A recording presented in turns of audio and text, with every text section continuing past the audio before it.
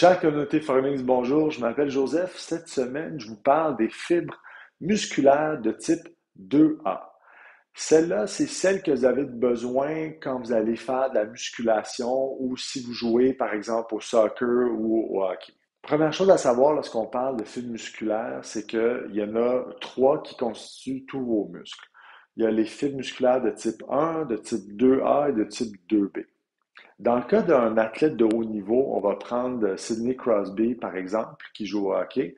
Eh bien, c'est principalement la 2A qui est dominante dans son corps. Les fibres musculaires de type 2A vont avoir la caractéristique de se contracter très rapidement, ce qui est essentiel quand vous jouez au hockey ou quand vous jouez au soccer, par exemple. Autre caractéristique importante avec les fibres musculaires 2A, c'est qu'elles sont principalement, leur voie énergétique est principalement aérobique, mais peut être également anaérobique.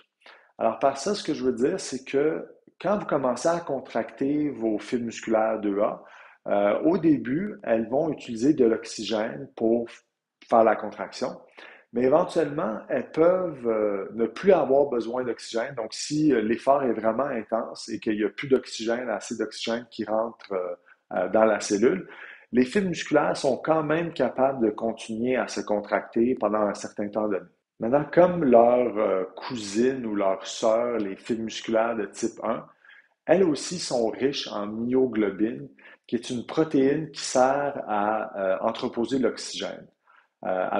Sans cette protéine, sans la myoglobine, vous ne seriez pas capable de retenir votre souffle sous l'eau pendant très longtemps.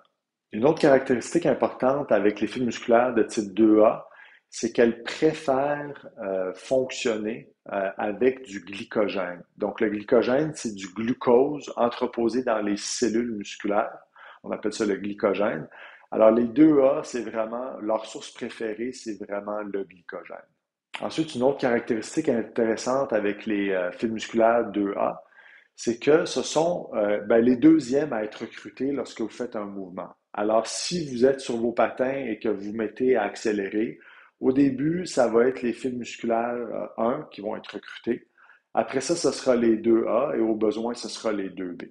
Et comme vous pouvez vous l'imaginer, elles ne sont pas extrêmement résistantes à la fatigue. Alors, contrairement à leurs cousines, les types 1, qui peuvent vous faire courir pendant des jours et des jours, eh bien, les 2A, après quelques minutes d'effort, elles vont commencer à se fatiguer et elles seront plus capables de se contracter.